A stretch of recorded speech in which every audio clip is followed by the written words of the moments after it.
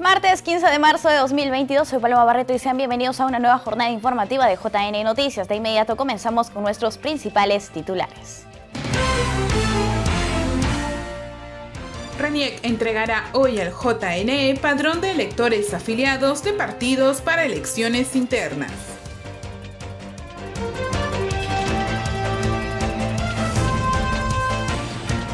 Jurado Nacional de Elecciones realiza diagnóstico de riesgos electorales y conflictividad en fiscalización del padrón electoral.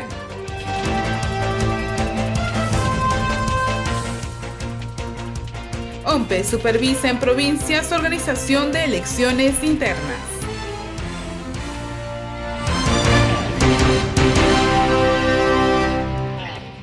Rápidamente vamos con el desarrollo de la información. El analista político Andrés Calderón aseguró que los medios informativos tuvieron su porción de responsabilidad en el esparcimiento de noticias falsas respecto del proceso de elecciones generales realizado el año pasado en el país. El analista político Andrés Calderón resaltó durante el Encuentro Nacional de Comunicadores y Periodistas Información para la Democracia del JNE que los medios tuvieron porción de responsabilidad en difusión de informaciones falsas sobre comicios 2021. Cobertura inteligente, y acá creo que voy a coincidir con algunos comentarios que escuché en la mesa anterior del público participante, de la necesidad de que la labor informativa de los medios periodísticos se diferencie de la labor de comunicación de redes sociales. La cobertura de información falsa puede generar muchos problemas, ¿no? Por un lado, amplificar la información falsa, y como ya se había mencionado, es mucho más difícil corregir la información falsa que difundir la información falsa. Lo espectacular, lo sensacional, obviamente genera mayor atención, mayor tráfico, ¿no? La misma gente que consume la información falsa no va a conocer la información que rectificaba y corregía esa información. Entonces hay que ser muy inteligentes para no ampliar el problema tratando de corregirlo, tratando de solucionarlo. Pero al mismo tiempo, y acá voy a comentar otro estudio que leí recientemente de unos investigadores chilenos, decía que cuando haces una cobertura inadecuada, cuando te vuelves en una especie de medio de comunicación activista contra las fake news, muchas veces puede generar un efecto enajenador en el público que no logre diferenciar entre quienes comparten información falsa y quienes están trabajando para diferenciarla. Expresó que no es gratuito que la lucha contra la desinformación haya encontrado espacio en la agenda nacional, puesto que desde el punto de vista mediático, uno de los signos distintivos de los comicios del año pasado fueron precisamente las teorías de conspiración. Y hay que reconocer que más allá del valioso esfuerzo que realizan las autoridades estatales, una autoridad estatal haciendo fact-checking va a generar suspicacia, ¿no? Porque es, la información oficial no necesariamente tiene que ser la información cierta. Muchas veces la información oficial trata de ocultar la información cierta porque puede ser incómoda. Entonces, el ejercicio es válido, pero hay que reconocer que tiene cierto límite. Y mientras más descentralizados sean los ejercicios de debunking, creo que es positivo. Atractivo porque la forma de comunicar también es muy importante, creo que ahí se han hecho esfuerzos valiosos. Sin embargo, también se le puede dotar un poco, hay ciertos estudios que se han trabajado sobre cómo presentar la información, presentar la información que se va a corregir. La forma de utilizar el formato no necesariamente es el mismo con el cual se traslada cualquier tipo de información cierta. Finalmente, sostuvo, es primordial inculcar la educación o alfabetización digital en los ciudadanos, sobre todo en los sectores que son más activos y buscan información constante en redes sociales o plataformas virtuales, a fin de que puedan discernir entre lo que es verdadero y lo que es falso. Y de acuerdo al cronograma de las elecciones internas, hoy el RENIEC remite al JNE los padrones de afiliados. En tanto, el máximo ente electoral deberá aprobarlos hasta el próximo 25 de marzo.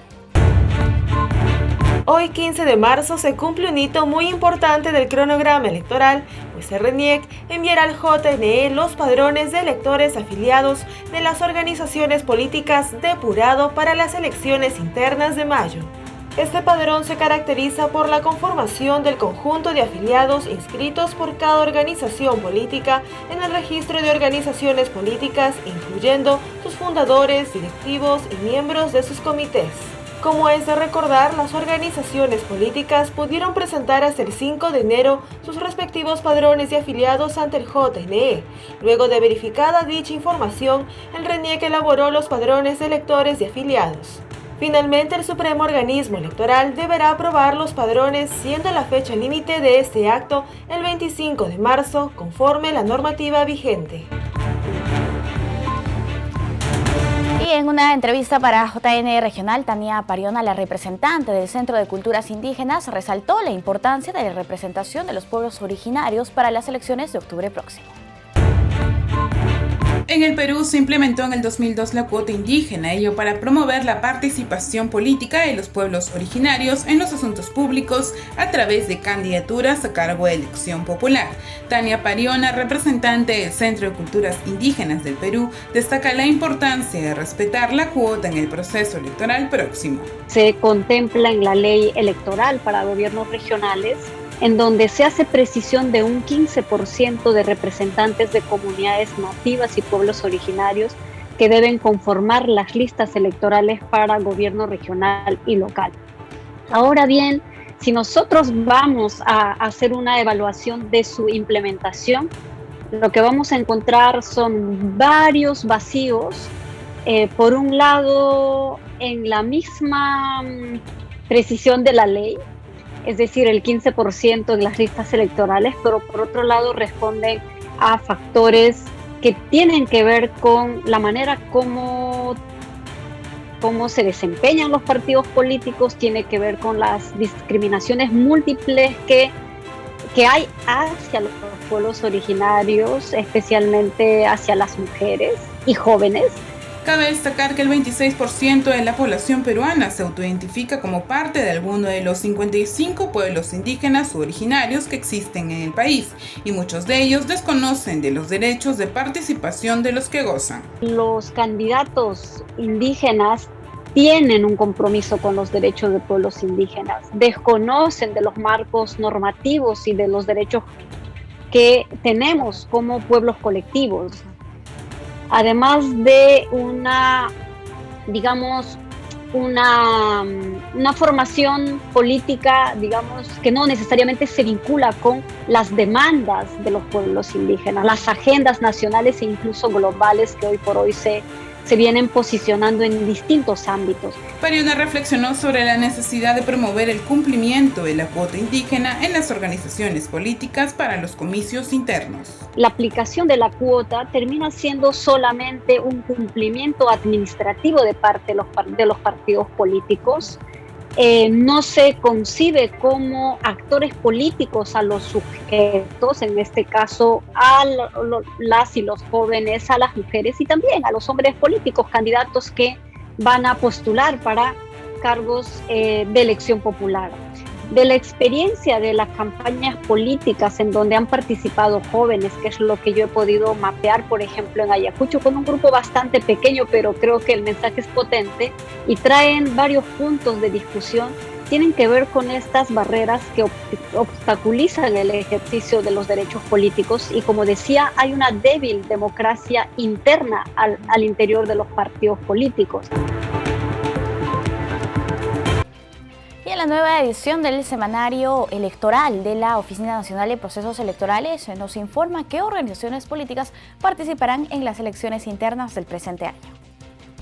La OMPE, a través de su nueva edición del semanario electoral, nos presenta datos claves para conocer el número de organizaciones políticas que participarán en las próximas elecciones internas de las elecciones regionales y municipales 2022, dando como resultado uno de los más bajos en los últimos 20 años. Entre el 2002 y el 2022, el número de organizaciones políticas que participan en las elecciones regionales y municipales se ha reducido exponencialmente, además de mayores requisitos. En 2017, con la ley número 30688, las organizaciones políticas locales dejaron de existir y quedan vigentes a nivel subnacional los movimientos regionales. Cabe resaltar que las 8 organizaciones políticas que participaron en todos los procesos electorales subnacionales desde el 2002 incluyen 5 partidos políticos y 3 movimientos regionales. En ese sentido, en el siguiente mapa interactivo observa el recorrido electoral de los movimientos regionales. Siendo de mayor trayectoria política el movimiento independiente Surge Amazonas, movimiento regional amazonense Unidos al Campo, Movimiento Acción Nacionalista Peruano, Movimiento Independiente Regional Río Santa Caudaloso y Arequipa Renace. Audiencia pública virtual, el Pleno del JNE revisó esta mañana 5 expedientes de ciudadanos que apelan la imposición de desafiliación a sus partidos políticos. Se trata de 5 casos derivados desde la Dirección Nacional del Registro de Organizaciones Políticas del JNE, en los cuales los afiliados de los partidos de Somos Perú, Alianza para el Progreso, Obras Siempre Obras y el Partido Reforma y Honradez presentan sus recursos en contra del acto de inscripción de sus renuncias. Los expedientes proceden de los departamentos de Lima, Ica, Puno y Ancash. Cabe señalar que la sesión de hoy fue transmitida por el canal 516 de Movistar TV y también por la plataforma del Facebook del Jurado Nacional de Elecciones.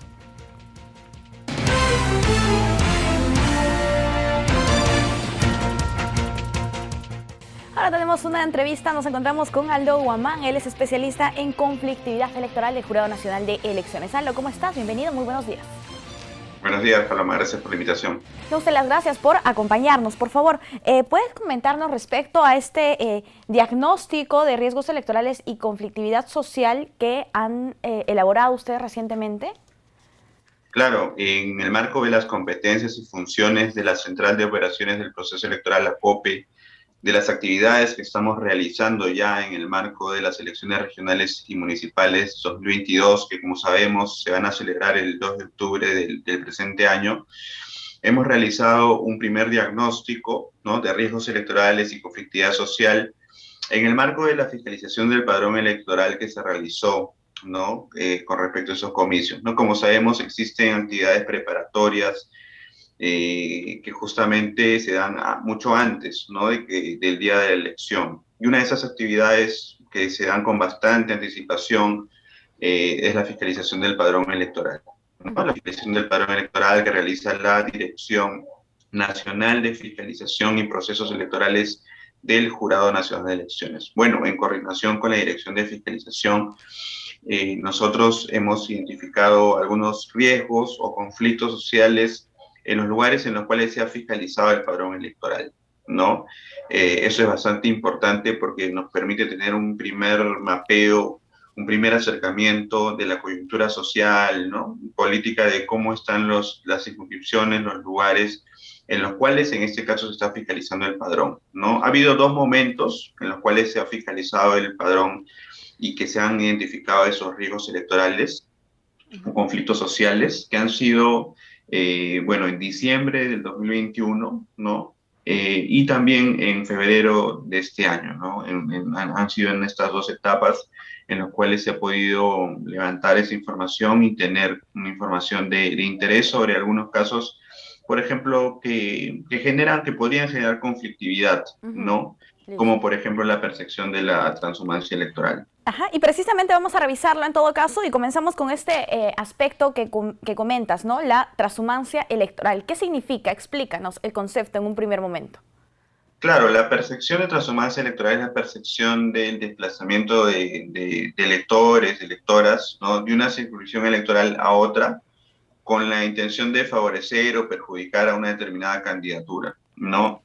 Ahora, para que exista un conflicto electoral que esté motivado por esta causa, no es necesario que exista realmente, que se demuestre de alguna forma efectivamente la presencia de este acto, ¿no?, de la transhumancia electoral. Basta con que haya la percepción de que existe esta transhumancia para que ya pueda generar conflictividad electoral, ¿no? Esa es una de las causas de conflictividad que en anteriores procesos electorales ha motivado la ocurrencia de conflictos. Ahora, los televidentes, de repente, nuestro público televidente se puede preguntar cómo ha sido la percepción, de repente la cantidad de conflictos causados por este motivo en anteriores procesos. Bueno, hace bastantes años, estamos hablando de las elecciones 2006, 2010, esta causa de conflictividad era más elevada que en los últimos procesos electorales, ¿no? Entonces, la buena noticia es que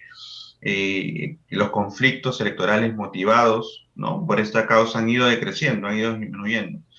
Tan es así que en las últimas elecciones subnacionales, las que se dieron en el año 2018, ya prácticamente los conflictos que fueron motivados por esta causa fueron mínimos, ¿no? Esto demuestra también cómo ha ido, pues, optimizándose la labor de fiscalización del padrón, que ya prácticamente tiene justamente efectos en que los conflictos electorales motivados por esta causa, que bueno, es una percepción, como vemos, ha ido disminuyendo, ¿no? Y vemos, por ejemplo, en el primer gráfico, que del total de distritos que se fiscalizaron, ¿no?, en el 30% se registró esa percepción, ¿no? Aproximadamente en 34 distritos se registró esa percepción de transhumancia, mientras que en los otros 73 no se registró dicha causa, ¿no? Para comentarte en qué departamentos de pronto se encontró esta causa de manera general, ¿no? Bueno, sobre todo en Lima, provincias, ¿no? En algunos distritos de Lima, provincias, en el departamento de Ancash, con 4 distritos, y en el departamento de Huánuco, con 4 distritos, además de San Martín también con 4 distritos, ¿no? Si vemos de repente, si leemos estos datos en comparación con otros, con anteriores procesos electorales, o incluso, ¿no?, con anteriores detección de riesgos durante la fiscalización del padrón, guardan un patrón similar, ¿no? Estos departamentos son los que a menudo o con frecuencia suelen registrar estas percepciones. Es por eso que también en el Jurado Nacional de Elecciones se realiza de manera eficiente, de manera óptima, esta fiscalización del padrón electoral, ¿no?, en coordinación con otras entidades del sistema electoral, como RENIEC, por ejemplo, ¿no?, que por su lado, bueno, ellos hacen la verificación de domicilio. Aldo, otro tema que se apunta en este diagnóstico es respecto al cuestionamiento de gestión de autoridades. ¿Cuáles han sido los resultados en este caso?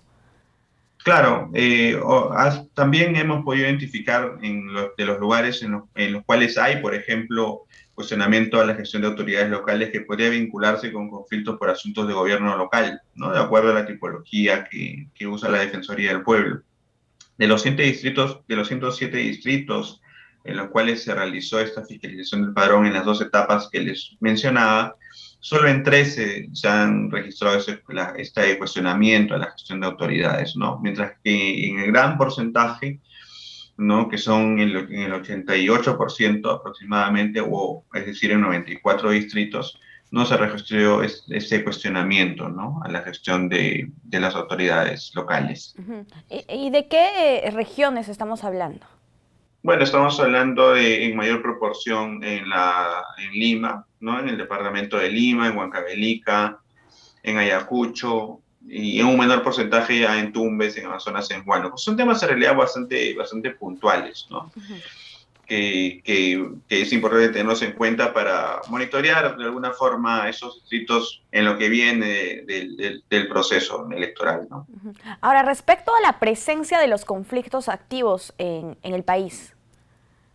Claro, en el caso de los lugares en los cuales se ha fiscalizado el padrón electoral en las 2 etapas mencionadas y la identificación de conflictos sociales activos, bueno, no ha habido muchos conflictos sociales activos, a pesar de que, como sabemos, la conflictividad social, por diferentes causas, es en realidad pues bastante notoria en algunas zonas, ¿no?, sobre todo en el sur, un poco en el norte, ¿no? Bueno, en el caso de los lugares en los cuales se realizó esta fiscalización del padrón electoral, la presencia ha sido mínima, ¿no?, de estos conflictos sociales activos. Solo han sido de los 107 distritos en 5, o en el 4.67%, mientras que en la gran mayoría no se han registrado esos conflictos sociales activos, ¿no? Y si de repente queremos ver en dónde se ha podido encontrar esta presencia de conflictos sociales activos, bueno, han habido algunos casos, como los mencionaba, ¿no?, sobre todo en el sur, ¿no?, en los departamentos de Apurímac, en Ayacucho, en Arequipa, en Puno, y también, bueno, hemos encontrado un caso en Huánuco, ¿no?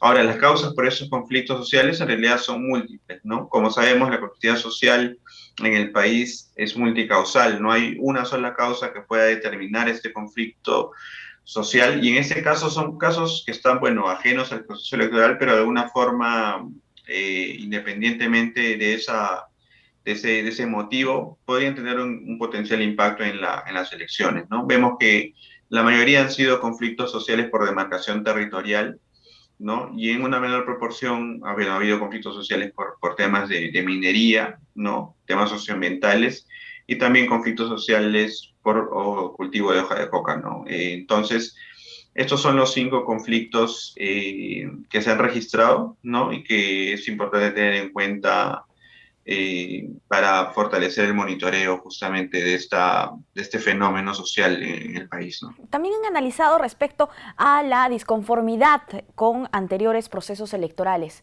Cuéntanos, por favor. Claro, este dato es bastante importante tenerlo en cuenta porque, como sabemos, pueden existir, ¿no? Percepciones de no estar conformes con anteriores procesos electorales que pueden ser motivos también de conflictividad electoral, ¿no? Muchos de estos casos han sido justamente motivados porque de repente la ciudadanía está disconforme con cómo se han desarrollado anteriores procesos electorales y que tienen que ver, por ejemplo, con la presencia de conflictos, ¿no? O hechos de violencia también, ¿no? Muchos casos se han relacionado a ese tipo de hechos, ¿no? Como sabemos, la conflictividad electoral en algunos casos puede manifestarse de forma violenta, ¿no? Y bueno, cuando se manifiesta de forma violenta, en realidad también estamos hablando de delitos electorales, ¿no? Que están penados, pues, están considerados en el Código Penal con una pena determinada como delitos contra la voluntad popular, ¿no? Entonces, justamente estos hechos suelen generar disconformidad, ¿no? Con anteriores procesos electorales, y acá vemos que en 16 distritos que significaron aproximadamente el 15% del total de distritos en los que se fiscalizó el padrón, en 15 se registró esa disconformidad, ¿no? Y en 91 o el 85% aproximadamente no se registró esta percepción, ¿no? De disconformidad con anteriores procesos electorales. Y si queremos ver un poco en cuáles han sido, bueno, la mayoría han sido en Ancash, ¿no?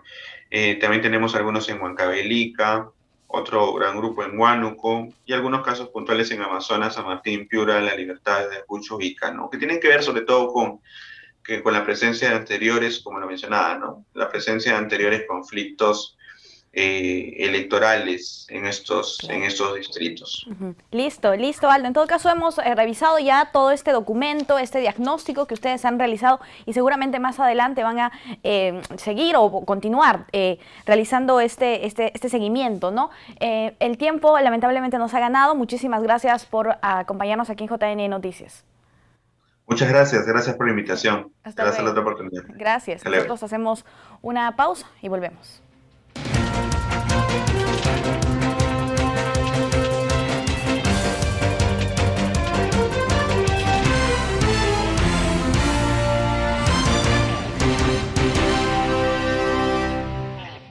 El jefe de la OMPE viajó a Piura para supervisar la organización de las elecciones internas. Además, coordinará con altos mandos de las Fuerzas Armadas y la Policía Nacional la seguridad del proceso electoral de mayo. Piero Corbeto, jefe de la OMPE, llegó a Piura con el fin de impulsar y supervisar la organización de las elecciones internas que llevarán a cabo partidos políticos y movimientos regionales en mayo. El titular de la OMPE sostendrá un encuentro con altos mandos de las Fuerzas Armadas y la Policía Nacional para coordinar la manera como estas entidades garantizarán la seguridad durante las elecciones internas. La Oficina Regional de Coordinación Piura de la OMPE ha verificado los 73 posibles locales de votación donde se instalarán mesas de sufragio, cuando la cantidad de afiliados sea igual o mayor a 25. Para evitar la aglomeración de personas, se recomendará el voto escalonado, diferenciando a los electores de acuerdo al último dígito de su documento de identidad. En tanto, las franjas horarias irán desde las 7 de la mañana hasta las 5 de la tarde, reservándose el periodo entre las 2 y 3 de la tarde para las personas con mayor vulnerabilidad ante la COVID-19. La medida busca ordenar y agilizar el sufragio, además de prevenir la propagación de dicha enfermedad. La OMPE distribuirá a los electores en locales y mesas de sufragio basándose en los padrones que está elaborando el RENIEC y aprobará el JNE a más tardar el 25 de marzo. Asimismo, el jefe de la OMPE resaltó la importancia de la igualdad en la política, teniendo en cuenta los obstáculos que las mujeres han tenido y tienen para ejercer su derecho de participación en procesos electorales. El taller macrorregional norte, denominado Más allá del 50-50, organizado por la OMPE, llegó a Piura y continúa buscando incentivar la participación política de las mujeres. Piero Corbeto, jefe de la OMPE, reflexionó sobre los obstáculos que las mujeres tuvieron y tienen a lo largo de su vida política y social. El tema mujer ha sido siempre un tema muy complejo de abordar. Lamentablemente, la cultura patriarcal que nos envuelve ha hecho que fundamentalmente lo que los hombres decidan sea lo que las mujeres hagan. Y ha sido muy duro el camino que ha permitido que progresivamente se vayan abriendo espacios para la participación política de la mujer. Ha sido una revolución pacífica, pero muy efectiva. Las mujeres han ido logrando múltiples victorias a nivel social, económico y también político. El titular destacó que la labor aún no está terminada con respecto a darles representación equitativa a las mujeres en espacios de decisión. Ese 37.7% significa que de 130 congresistas, 50 son mujeres. Pero hay muchísimas cosas por hacer para adelante. Tenemos una legislación que ha ido evolucionando bajo la experiencia exitosa de México y Bolivia, pero que lamentablemente tenemos que trabajar de manera coordinada, unida, a través de coordinaciones con WhatsApp, entre otros, como planteaba nuestro representante de la Unión Europea, del ámbito político, del Departamento Político de la Unión Europea. Y es porque las prácticas no han cambiado y la norma en muchos casos no se aplica de manera plena. Cabe recordar que el taller esta vez fue dirigido a organizaciones políticas de Piura, Ancash, Cajamarca, La Libertad, Tumbes y Lambayeque. Finalmente, resaltó que se debe incorporar buenas prácticas en contra del acoso político. Podemos confirmar que a mayor participación de la mujer, mayor número de casos de acoso, de discriminación y de violencia contra la mujer. En algunos casos ejercidos al interior de sus propias organizaciones políticas y en otros ejercidos de manera externa. Entonces tenemos que incorporar buenas prácticas. Tenemos que hacer nuestra esta forma de vida que implica la democracia paritaria. Una democracia en donde la igualdad es un tema no negociable. Porque cuando hablamos de participación política de la mujer, en esencia, estamos hablando de derechos humanos. La OMPE viene brindando asesoría especializada a organizaciones políticas de todo el país a través de la Subgerencia de Asistencia Técnica. En la siguiente nota les contamos más de estas asesorías explicadas en un reciente podcast de la entidad. En un nuevo episodio de OMPE Podcast se dio a conocer en qué consiste la asistencia técnica que brinda la entidad electoral a los movimientos regionales y partidos políticos que participan en las elecciones de este año. La asistencia técnica es un servicio que brinda la OMPE, en este caso a los órganos electorales centrales de los partidos políticos y movimientos regionales que participan en las elecciones internas de candidatos del presente año. Estamos hablando de 168 agrupaciones políticas a la fecha. La asesoría técnica de la OMPE es una labor de acompañamiento a las agrupaciones políticas en las que se dan recomendaciones de cómo llevar a cabo las elecciones internas según la normativa vigente. Hasta la fecha se brinda de forma presencial y virtual. Nuestra expectativa es ser un facilitador tanto de las organizaciones políticas como de la OMPE en este proceso de organización de elecciones internas. Recuerden que también las organizaciones políticas por intermedio de los órganos electorales centrales, cumplen una función importante en la organización de los procesos electorales. Por eso esta labor de acompañamiento a ellos y de igual forma de facilitar a nuestra institución que se cumplan los requisitos y presenten la documentación exigida dentro de los plazos dispuestos por ley. La asesoría técnica es un esfuerzo de la OMPE para que estas elecciones internas se realicen de forma ordenada y transparente. Durante este mes de marzo realizarán asesorías especializadas a las organizaciones políticas en Cajamarca, Chiclayo, Huacho, Huánuco, Piura, Pucallpa y Tarapoto. Durante el mes de abril estarán en Abancay, Ayacucho, Cusco, Huancayo, Huaraz y Puno, ciudades en las que se cuentan con oficinas regionales de coordinación. Y en la siguiente nota les contamos que en Lambayeque votarán más de 992.000 personas para las elecciones regionales y municipales, de acuerdo con el padrón elaborado por el RENIEC. Veamos. En la región Lambayeque existen 992.094 electores, de los cuales 483.298 son hombres y 508.796 son mujeres, y se encuentran hábiles para sufragar en los comicios municipales y regionales de octubre. El padrón electoral se cerró el 2 de octubre, pero están considerados quienes cumplen la mayoría de edad hasta el 7 de octubre del 2022. El distrito de Chocope en la provincia de Lambayeque cuenta con la menor población electoral, con tan solo 1.656 votantes, mientras que el distrito de Chiclayo en la provincia del mismo nombre posee la mayor población electoral, con 256.664 ciudadanos aptos para el sufragio. Otro dato importante es que la población mayor de 70 años asciende a 82.725 y no están obligados a votar, pues su participación en estas elecciones es facultativa. En la actualidad, los documentos de identidad que hayan caducado en meses anteriores cuentan solo con una vigencia ampliada hasta el 31 de marzo. En ese sentido, el RENIEC exhortó a los usuarios a realizar sus trámites a través de su página web y el app DNI Biofacial. Una comisión de alto nivel de la OEA impulsará en todos los países miembros las recomendaciones de las misiones de observadores electorales en el ámbito de la participación política de las mujeres. Vemos el informe emitido por la OEA sobre este importante tema.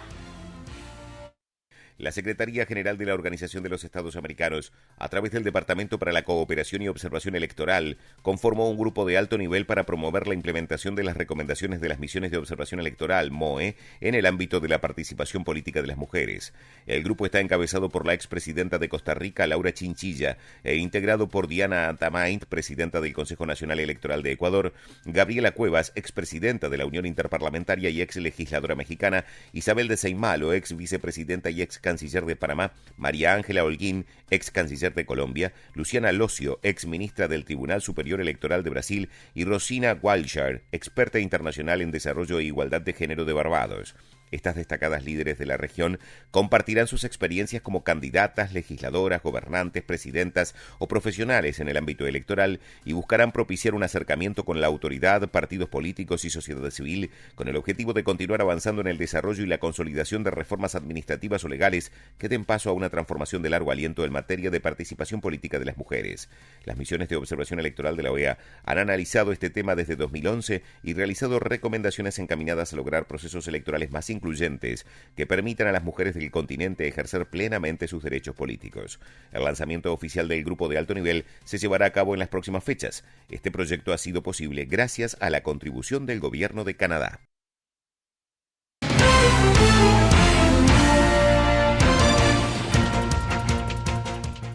Tenemos una entrevista, vamos a conversar con Cristina Vargas, ella es presidenta de la Asociación Nacional de Museólogos y precisamente hablaremos sobre la Ley General de Museos, debate y propuestas para mejorar los servicios y espacios de cultura. Señora Vargas, ¿cómo está? Muy buenos días, bienvenida.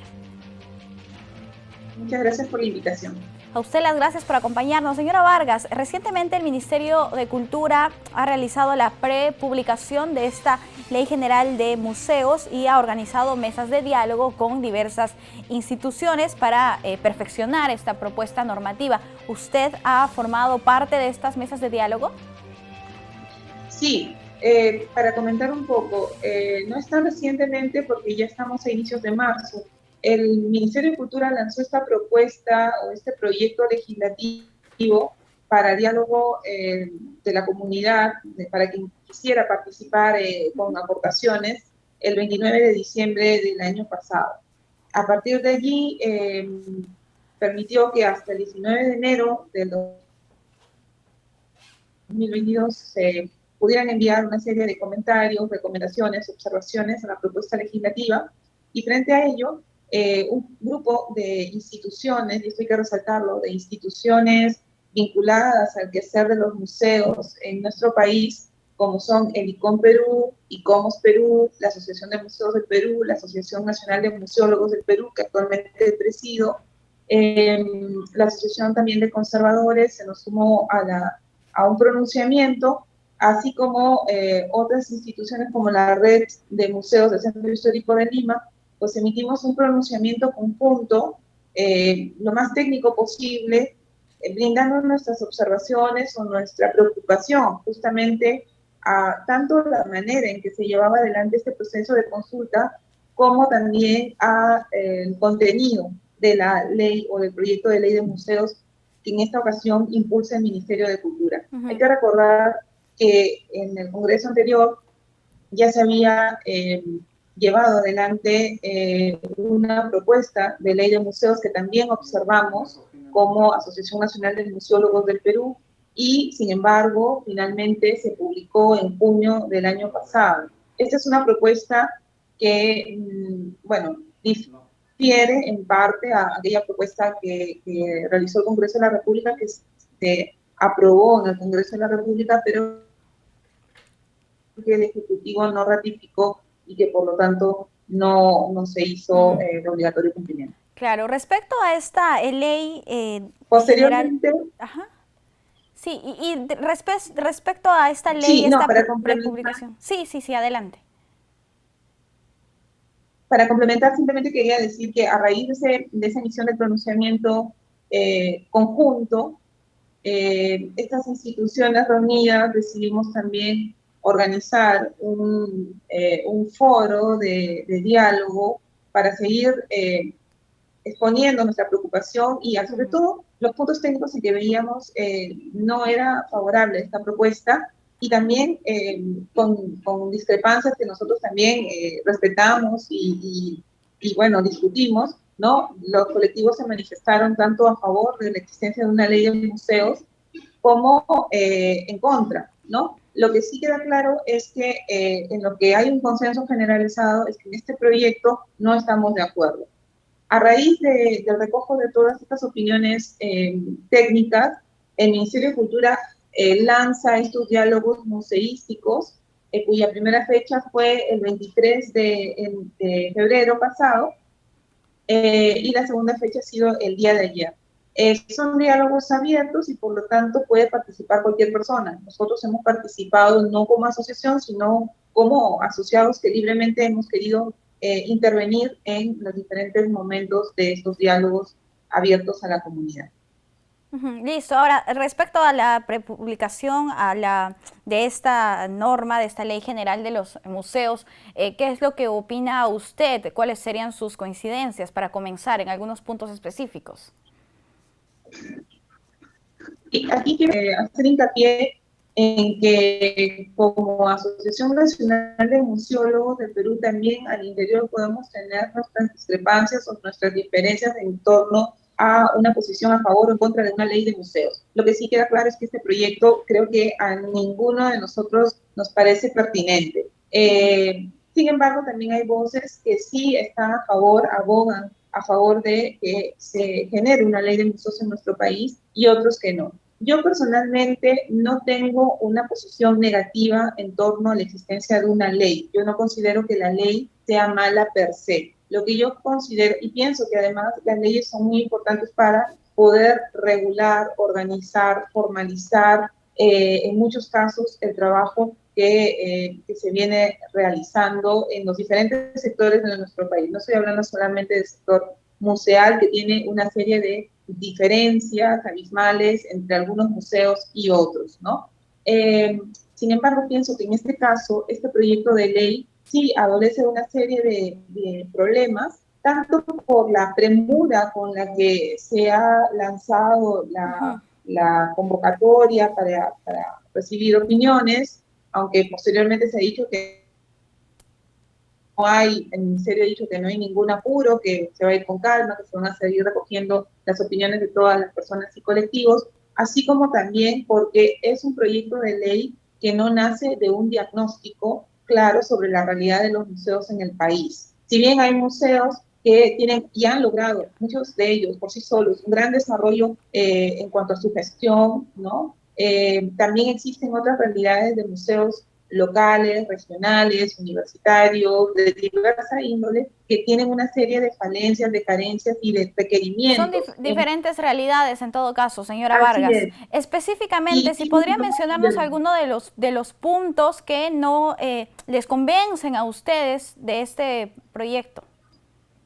Sí, el primero es la falta de un diagnóstico, ¿no? Un diagnóstico de la realidad de los museos del país. Listo. En segundo lugar, que para generar un proyecto de ley o una política de museos, que bueno, el Ministerio ha dicho que está también trabajándola en paralelo, pero no la conocemos, o un programa de fortalecimiento de museos, de incentivos para museos, o de lo que fuera, pues tiene que partir de esto de un diagnóstico que no ha sido todavía presentado, visibilizado, ¿no? Entendemos que la DGM sí puede tener una serie de informes o de informaciones sobre la realidad de muchos de los museos del país, pero no han sido clarificados o visibilizados y presentados en forma de diagnóstico.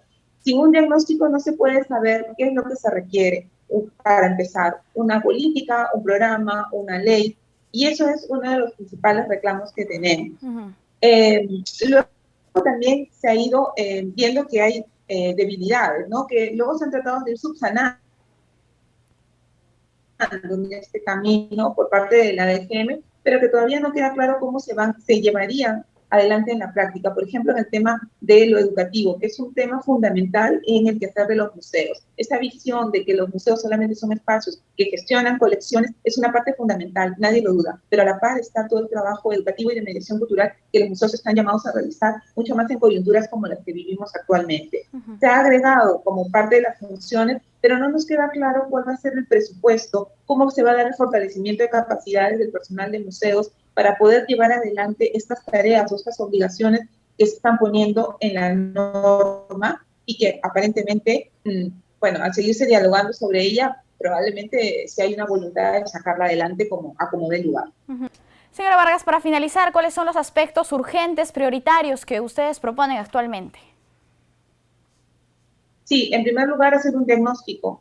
No podemos quedarnos con un diagnóstico de los años 80, que es al que se alude continuamente, y a diagnósticos parciales que reciben de los diferentes museos, pero que no están completamente clarificados o integrados en un diagnóstico integral, valga la redundancia. En segundo lugar, un presupuesto, ¿no? Si hay una ley, una política sin un presupuesto de la mano, tampoco se va a poder llevar adelante todo lo que se pueda proponer. Fortalecimiento de capacidades, este es un gran reclamo del sector, y también trabajar el tema de incentivos tributarios y de medidas económicas que puedan permitir fortalecer el tema de la investigación, de la conservación y en general de todas las funciones que los museos están llamados a cumplir, tan importantes en nuestras sociedades. Por supuesto. Listo. Señora Vargas, muchísimas gracias por acompañarnos aquí, por darnos sus impresiones respecto a la Ley General de Museos, y esperemos que se puedan evaluar estos aspectos desde el Ministerio de Cultura, pero también desde el Legislativo. Ha sido un gusto conversar con usted. Hasta una próxima oportunidad. Hasta luego. Muchas gracias y estamos abiertos a seguir dialogando sobre este tema. Por supuesto. Gracias. Hasta luego. Nosotros tenemos que hacer una pausa en JN Noticias. Volvemos con más.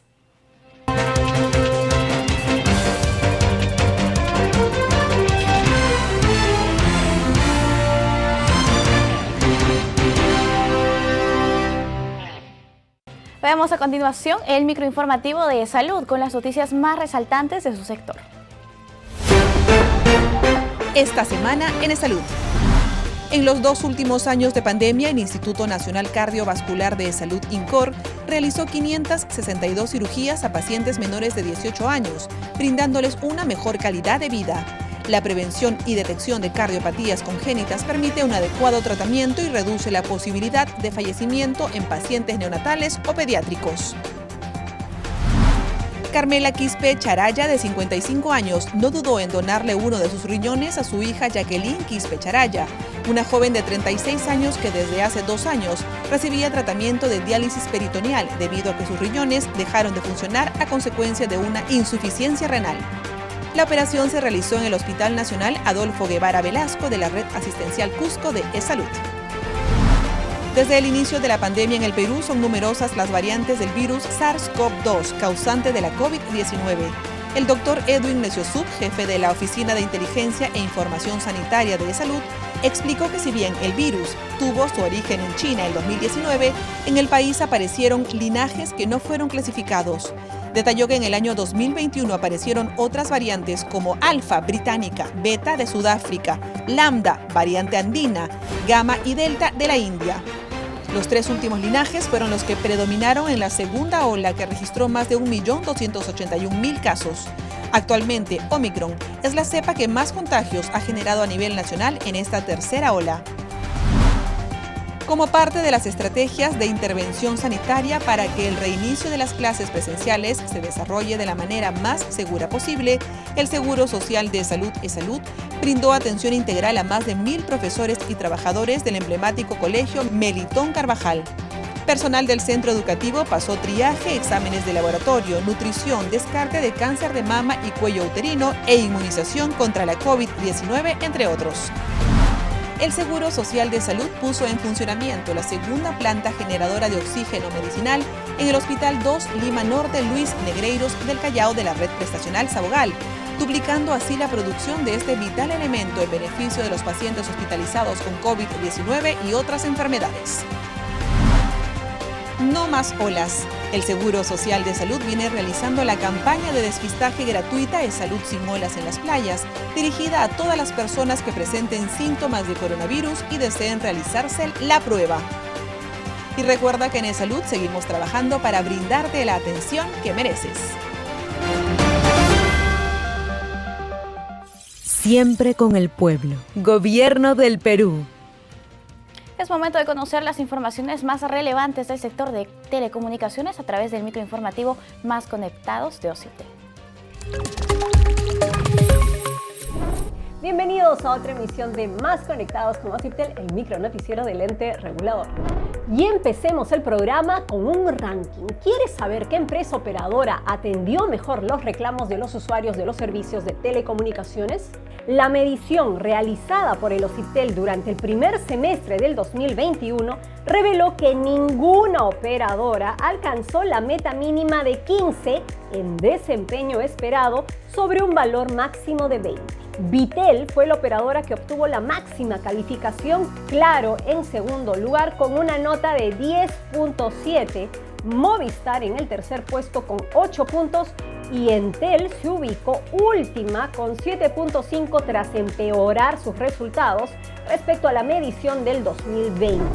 Y el tráfico de datos móviles se elevó en el 2021 a 37.4% respecto al año 2020, año de pandemia. De acuerdo al portal web del OCIPTEL Punku, más de 27 millones de líneas móviles accedieron a Internet desde cualquier dispositivo móvil. Además, se conoció en promedio que 80.1 de cada 100 peruanos tuvo acceso a Internet móvil a través de su celular. Punku también reveló que 8 de cada 10 líneas móviles acceden a Internet móvil a través de redes 4G a nivel nacional. Y esta semana se celebra el Día Mundial de los Derechos del Consumidor y para esto el OCIPTEL del 15 al 29 de marzo viene organizando una serie de jornadas, ferias informativas y capacitaciones dirigidas a usuarios de los servicios de telecomunicaciones. Estas actividades se realizarán de manera presencial y virtual y serán itinerantes en algunos casos y se brindará información sobre cómo utilizar las herramientas digitales de OCIPTEL, el uso de aplicativos móviles y virtuales de las empresas operadoras, orientaciones de trámites y todo lo que debes saber para que seas un usuario bien informado. Bueno amigos, muchas gracias por acompañarnos una vez más en Más Conectados con OCIPTEL. Ya lo sabes, un usuario Choncón es un usuario con poder. Nos vemos. La agencia de noticias andina nos presenta las 5 noticias oficiales más importantes del día. Bienvenidos. Desde la agencia de noticias andina, estas son las 5 noticias del día. El presidente Pedro Castillo acude hoy al Congreso para brindar un mensaje luego que la Junta de Portavoces acordara acceder al pedido del mandatario. La Carta Magna señala que entre las atribuciones y obligaciones del presidente de la República está dirigir mensajes al Congreso en cualquier época y obligatoriamente, en forma personal y por escrito, al instalarse la primera legislatura ordinaria anual. La cita es a partir de las 5 de la tarde. El gobierno destinó 372 millones de soles en estos 2 años de pandemia a las empresas prestadoras de servicios de saneamiento para brindar agua potable de forma gratuita mediante camiones cisternas a las familias sin acceso a este servicio. Estos recursos beneficiaron a más de 1 millón de peruanos. El destrabe del proyecto de irrigación Maje-Siguas 2 impulsará el empleo y potenciará el agro del sur del país, señaló el ministro de Desarrollo Agrario y Riego, Óscar Sea. Dijo que permitirá ampliar la frontera agrícola con 38.500 nuevas hectáreas de cultivo y que posiblemente el próximo 31 de marzo el Consejo Regional de Arequipa suscriba la Adenda 13, que permitirá sacar adelante el proyecto que generará más de 6.000 puestos de trabajo. La selección peruana de fútbol inició los entrenamientos en la Videna con 11 futbolistas del torneo local, con miras a enfrentar a Uruguay y Paraguay en la última fecha doble de eliminatorias rumbo al Mundial de Qatar 2022. Los seleccionados realizaron labores de gimnasio y pruebas físicas bajo las órdenes del comando técnico de Ricardo Gareca. Alerta de peligro por la crecida del río Marañón en la región Amazonas, advierte el CENAMI, esto debido a las intensas lluvias que se registran en la sierra y selva del país. El incremento del río, que registró un nivel de 12.04 metros, podría causar afectaciones en 15 centros poblados. Para mayor información, no se olviden de visitar andina.p. La Contraloría nos informa a continuación sobre un mega operativo iniciado en toda la región del Cusco. Diana Guamaní nos da los detalles. Continuando con nuestra estrategia de control en todas las regiones del país, iniciamos el primer megaoperativo de control regional del 2022 en el Cusco. Para esta intervención, duplicaremos nuestra capacidad operativa en la región para examinar la ejecución de más de 3.711 millones de soles que manejan las entidades públicas cusqueñas para la inversión pública, adquisición de bienes y brindar servicios en la ciudad imperial. Además, realizaremos 82 servicios de control simultáneo y posterior. Más de 130 auditores y especialistas intervendrán en las 13 provincias de Cusco, en 70 entidades del gobierno nacional, regional y local. Hemos considerado los temas y casos que más preocupan a la población cusqueña. Por ejemplo, continuaremos con el control concurrente a la construcción del Aeropuerto Internacional de Chinchero, que tiene una inversión de más de 2.433 millones de soles. Asimismo, supervisaremos la obra que se ejecuta en el Hospital Antonio Lorena y auditaremos la unidad ejecutora del Ministerio de Cultura en Cusco por la gestión, protección y defensa del Parque Arqueológico de Sacsayhuamán. También supervisaremos el uso de los recursos de la empresa de generación eléctrica Machu Picchu, la empresa nacional de Coca, E-Salud, el gobierno regional, las unidades de gestión educativa, el Plan Copesco, así como en el 100% de las municipalidades provinciales y en los gobiernos distritales de Pichari, Quimbiri, Vilcabamba, Santiago, entre otras. El Contralor General Nelson Chac presentó los detalles de esta importante intervención ante las autoridades regionales y representantes de las entidades públicas, donde también participaron congresistas de la región. Además, sostuvimos un encuentro similar con la sociedad civil a fin de recoger también sus inquietudes, alertas y denuncias. Durante 4 meses, nuestra presencia será permanente y constante en el Cusco y la ciudadanía podrá conocer los resultados de este mega operativo que se ejecuta para resguardar el correcto uso de los recursos de la región. El Poder Judicial nos presenta un informe sobre los delitos ambientales y el marco legal que permite combatirlos.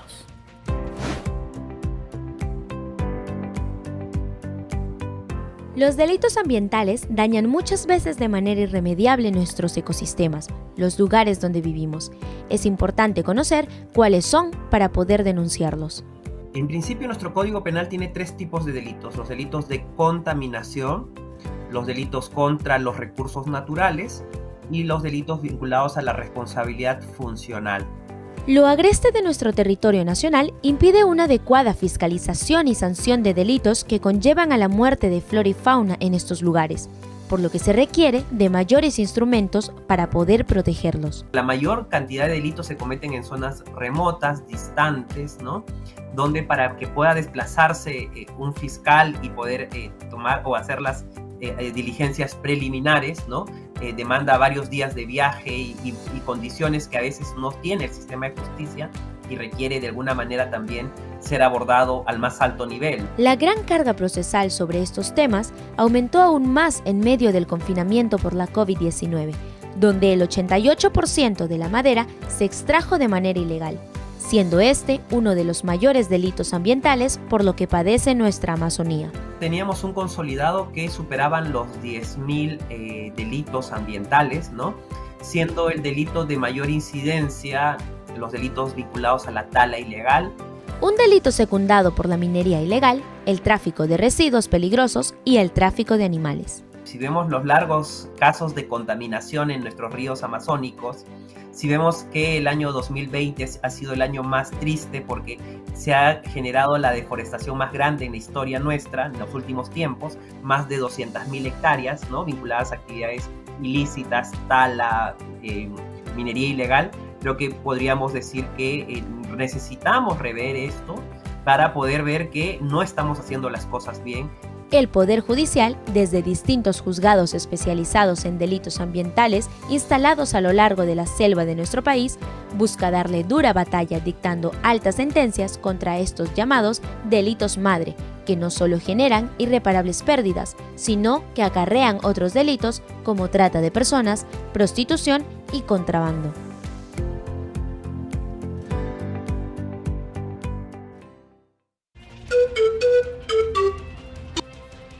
Llegamos al final del programa, muchas gracias por acompañarnos, nos reencontramos mañana aquí en el canal 516 de Movistar TV, las redes de JNE y por la señal de nuestros canales aliados. Los dejamos con bellas imágenes de Don Grimaldo en San Martín. Permiso.